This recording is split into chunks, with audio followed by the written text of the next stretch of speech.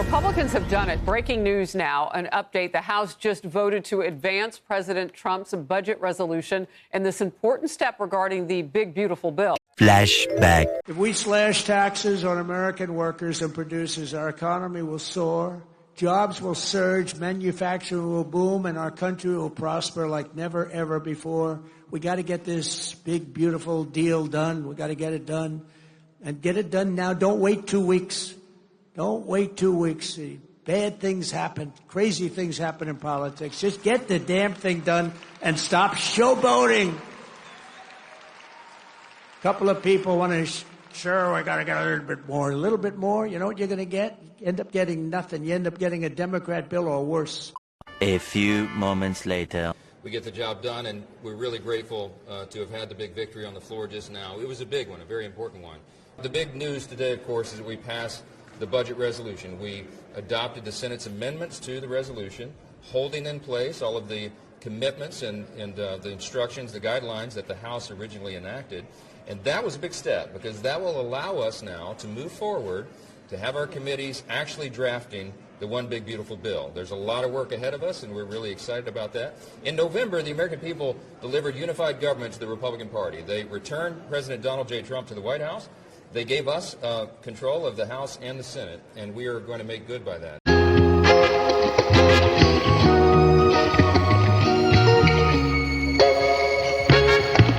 A few moments later. I think that the first 100 days of this administration has been defined first and foremost by corruption. Meanwhile. Look, I think it's mostly, if you say, look, what's the waste to fraud ratio? Yeah. In my opinion, it's like 80% waste, 20% fraud. But you do have these sort of gray areas. Yeah. So, example would be, we saw a lot of payments going out of Treasury that had no payment code and no explanation for the payment. And then we're trying to figure out what that payment is, and we'd see that, okay, that contract was supposed to be shut off, but someone forgot to shut off that contract, and so the company kept getting money. Wow. Now, is that waste or fraud? Yeah, both. Yeah. Yeah, exactly. I mean, both. It's sort of, if you know you're getting something you're not supposed to get. You're not supposed to get it, but the government sent it to you, and nobody from the government asked for it back. Take, for example, the $1.9 billion given to Stacey Abrams, a fake NGO. Utter insanity. The first 100 days of the Trump administration has been about self-enrichment and about who is wealthy enough to get into the door of the Oval Office. Meanwhile, he's back with explosive new evidence that will leave you questioning everything about congressional stock trading. While Warren Buffett celebrated a 25% return last year, members of Congress quietly achieved gains that dwarf Wall Street's elite. Even more shocking are the perfectly timed trades. We're talking about Nancy Pelosi. Yes, new information. She sold her entire $10 million Apple position when? On New Year's Eve, right at the top of the market. And Representative Susie Lee turning her very first stock purchase since 2022 into a staggering 161% gain on a German arms manufacturer. I wonder where she got that information. Now, our guest, Ross Givens, he is a 20-year market veteran, a former VP at J.P. Morgan Chase. He has meticulously documented these suspiciously timed trades and compared congressional performance to billion-dollar hedge funds. And the numbers don't just raise eyebrows, they defy financial logic. And now Ross is here to reveal what these patterns suggest about our elected officials' access to information and how everyday Americans can finally level the playing field. Ross Givens, welcome back. Hey, thanks, Gary. It's good to see you. It's great to have you back. Last time you were here, you exposed how politicians use inside information to get rich. Blew my mind. And now you've brought some new data showing that they're not just beating the market, they're outperforming legends like Warren Buffett. What are the most shocking numbers that you've found? Well, really putting things in perspective, I think, because sometimes, especially people who aren't in this industry as much as I am, they hear, oh, such and such made 140% this year, 120, maybe it's some kind of a fluke. But if you look at that full image, if you scroll down that image of Congress versus Warren Buffett, look where Buffett ranks. Okay, now this is a legend. This man's been doing this since 1965. He's got probably the best long-term track record of the stock market of anyone who's ever lived. That's where he ranked, and that is an above-average year. Look at how many members of Congress outperformed him, and not by 5%, not by 6 or 7 or 10, by 40, 50, 60, 70, up to 149% annual returns. Warren Buffett has been doing this for 60 years. He's never had a 149% year. He's never had 105%. He's never.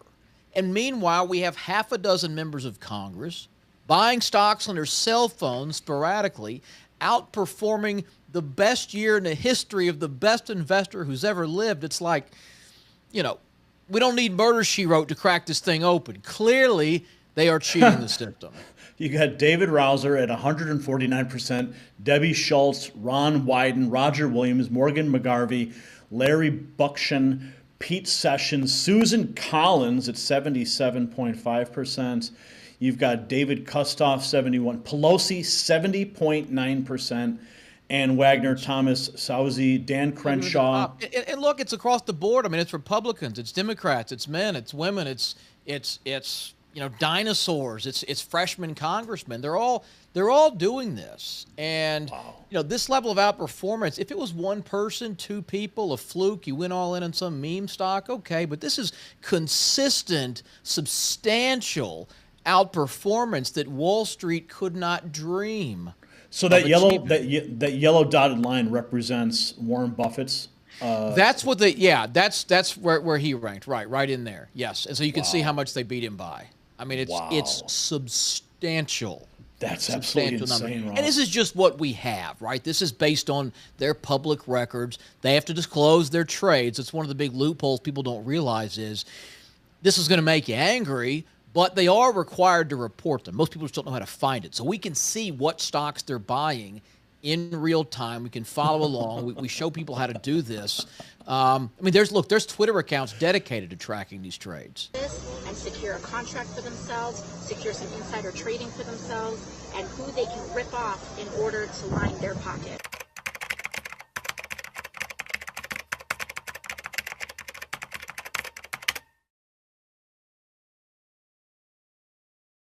I genuinely do not care if it's a Democrat or a Republican.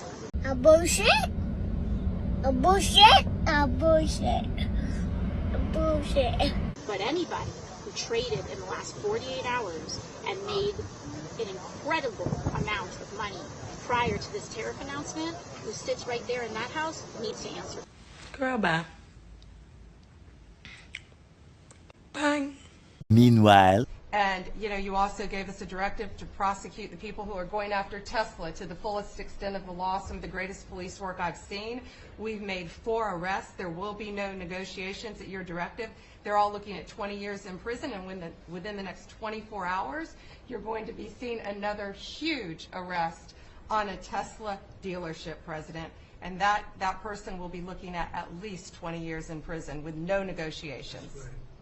That's great. That will stop it. Cold. Domestic terrorism. Thanks. Doing a great job, too. Thank you very much. Lori, please. Mr. President, accountability matters. That's what we're recognizing. With our partners at the Department of Labor for Government Efficiency, just a few weeks ago, we realized there's about $4.4 billion in COVID funds that were not used that the state coffers were just holding on to. Out of that, we've returned $1.4 billion back to the state treasury, so essentially to the American people, and we'll go back and claw the rest of those billions of dollars back. And on the heels of that, late last night, we're understanding unemployment insurance fraud. That trust needs to be whole for the American people. When we need it for who deserves it. That's not what we're seeing. And the numbers that we saw last night, again, exposed by our partners at Doge at the Department of Labor. Since 2020, over $400 million of payments have gone out already. And when you hear these numbers, apparently in the United States, we have over almost 25,000 people who are over 115 years old who are collecting $59 million that we have sent out to people. Talk about fraudulent behavior. Mr. President, 28,000 people between 1 and 5 years old have collected fraudulent payments at the tune of $254 million has gone out. And lastly, 10,000 people who have not been born yet, 15 years into the future, $69 million, and they haven't even been born yet. In one case, they will be born 129 years from now. The United States government sent them $41,000, and they're not born yet. So, under the Department of Labor, those are the things that we're uncovering. I couldn't be more honored to tell the American people that we're bringing back their dollars and we're saving them and returning them to the United States Treasury. Also, jobs numbers. Last Friday, 228,000 new jobs were reported. That is good for the American people. That is my primary job, is to grow that workforce under your leadership. So we've kicked off the America at Work tour, and we'll be visiting all 50 states, and I'll be working with my colleagues here to do just that. So thank you, Mr. President. We're going to grow this economy. We're going to keep our focus on the American worker. So you're finding tremendous fraud, though. Those numbers are really bad when you're Unheard of. over 115 years old. And I think you had mentioned the oldest person in our country is 114 years old. That's pretty good. A woman living in Pennsylvania, but apparently there's 24,000 more of them that are 115 or older. That I hope you hear that. So we have 24,000 older than the oldest person. Definitely did. And what are we doing about that? How do we get that money back? Yeah, so we're working with our IGs to do that further investigation. The House and Senate, we had a 5-year statute of limitations. We've got an extension on that, another 5 years. And so the goal, in my opinion, we should never have a statute of limitations to return the American dollars back to the Treasury when there's fraud. But at this point, we will continue to work hard and double down and return those dollars to the Treasury. Great. Thank you very much. Great job. Lovely line. Well, thanks to your fantastic leadership, this amazing cabinet, and the very talented Doge team, I'm excited to announce that we anticipate savings in FY26 from reduction of waste and fraud by $150 billion. And I mean, and some of it is just absurd, like people getting unemployment insurance who haven't been born yet. I mean, I think anyone can appreciate whether, I mean, come on, that's just crazy. So, you know, some of these things, if people ask me, like, well, how are you going to find waste and fraud in the government? I'm like, well, actually, just go in any direction. That's how you find it. It's very common. it's, as the military would say, target-rich environment.